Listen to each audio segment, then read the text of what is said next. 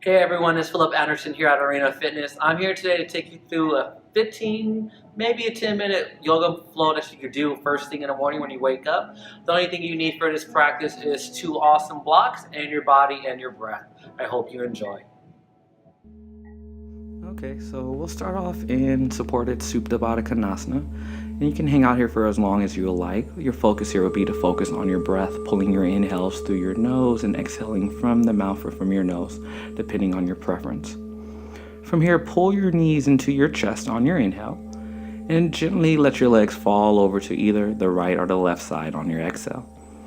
As you bring your legs through the movement, you can move your arms. One hand will be up, one hand will be down.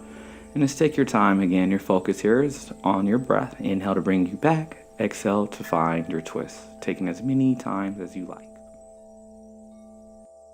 And then once you are done from here, you can press yourself back into the seat. Be mindful with this transition. We'll reach up to the sky like Tadasana arms on the inhale, and then on the exhale, we'll find a nice side body stretch. From your side body stretch, bring your hands to your temple and slowly guide your opposite ear over to your shoulder. Just hanging out here for a couple of breaths, maybe 2 to 3, allowing your neck to open up. And then we'll find it on the other side here. Again, taking your hand to your temple, guiding your ear over to your opposite shoulder, and just allowing your neck to stretch out. From here, bring your hand to your opposite knee. We'll find a gentle twist. Inhale, find length through the spine. On the exhale, gently pull on the knee, twisting to the opposite side of the body.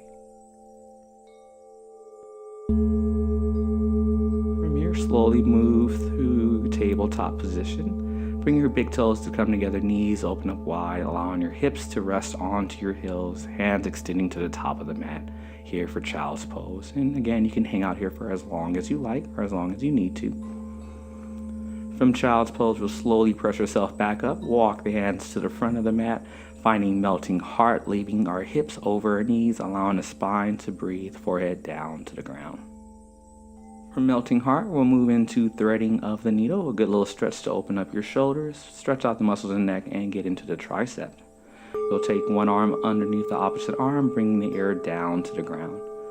A more advanced version of this pose will be to add a bind, taking a hand around the low back, grabbing for the opposite hip crease here. You can bring the hand back up and find some movement, taking it to the front, taking it to the back. Then we'll make our way over to the other side. Again, you can hang out in these postures for however long that you need to. Focusing on your inhales, focusing on your exhales. And also, try not to force anything, so if it's not happening for that day, it's good just to hang out in layer 1, or hang out in whatever layer feels better for your body for that day.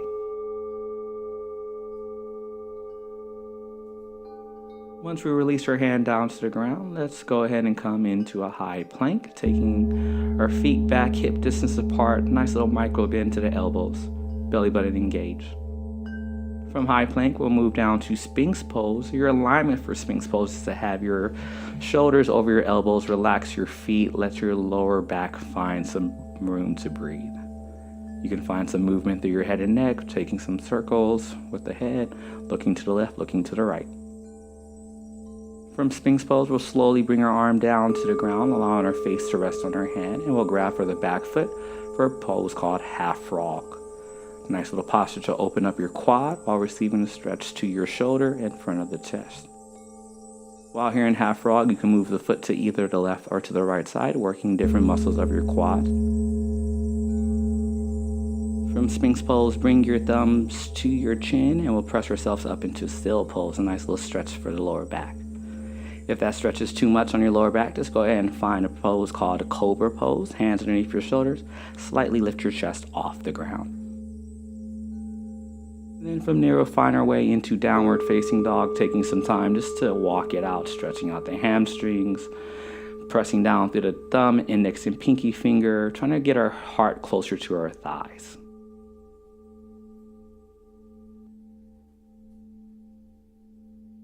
From downward facing dog, we'll take the gaze to the front of the mat and we'll slowly walk our feet up to meet our hands into a forward fold. From a forward fold, we'll inhale to a halfway lift.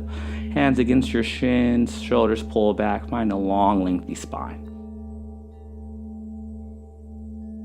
From your forward fold, we'll inhale slowly to Tadasana. Both arms will come up, meeting hands at heart center. From Tadasana, let's go ahead and find a nice side body stretch. So you want to inhale, reach up tall, relax your shoulders. On the exhale, find your side body stretch, pressing your hips over to the opposite side of the room. You can choose to add a back bend here. You'll look up and slowly start to lean back, sending your hips to the front. Again, modify as you go along. From your Tadasana, we'll find a forward fold, inhaling to a halfway lift. We'll find our sway, taking a step back with the left leg first, and then inhaling the right leg high for a three-legged dog. From three-legged dog, we'll find ourselves into runner's lunge, stepping the right foot outside of the right hand, dropping the back left knee down to the ground. If you'd like to bring your forearms down to the block, you can. If you have the flexibility within your hip joint and hamstrings, you can bring your forearms down to the ground. Please make sure to have both elbows on the ground as you take this pose. Hanging out here for about 3 to 5 breaths, or how long you need to.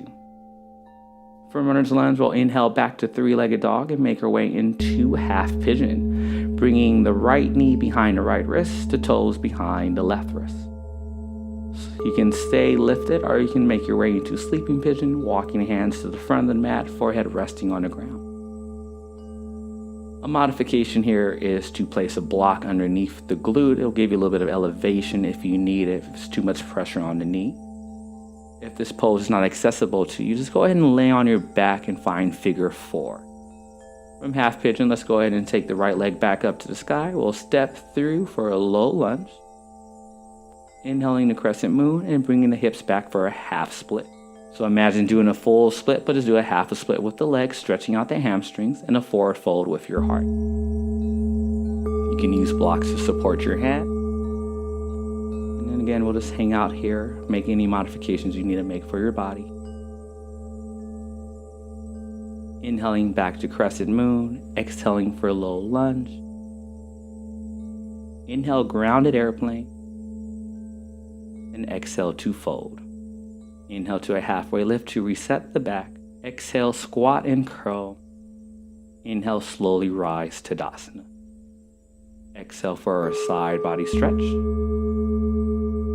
Inhale back and exhale for another side body stretch.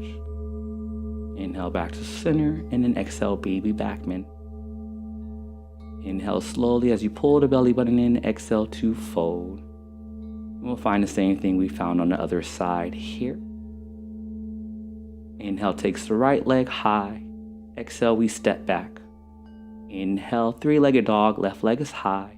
Exhale, runner's lunge, left foot outside of the left hand. Slowly bringing the back knee down to the ground, relaxing the toes. Taking our modifications, forearms down to a block.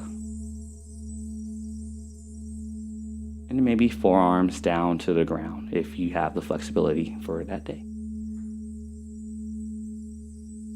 If you feel any pain, that's a good sign you need to back off and to come back to maybe a beginning layer. We'll plant the palms. Inhale takes the left leg high for a three-legged dog. Exhale for half pigeon. Knee lines up behind the left wrist, toes lined up behind the right. You can stay here in layer 1, or for layer 2, we'll lower down to the ground once again. Again, if you feel any pain, go ahead and back off. Maybe bring a block underneath your opposite glute. Or maybe take figure 4, laying on your back, opening up the hip the same way.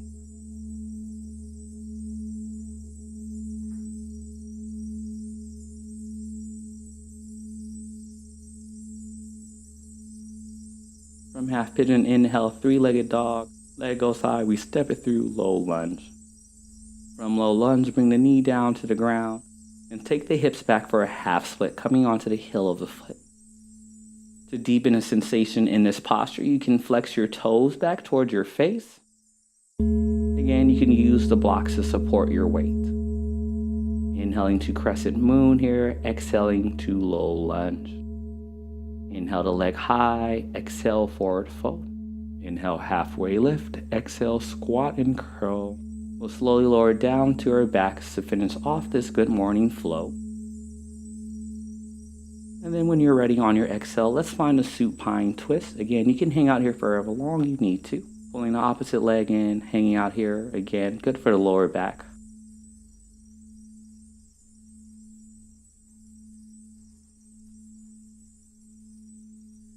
On an exhale, you'll find your supine twist. Taking as many breaths as you need. Inhaling, bringing both knees back in. To finish off, we'll find happy baby.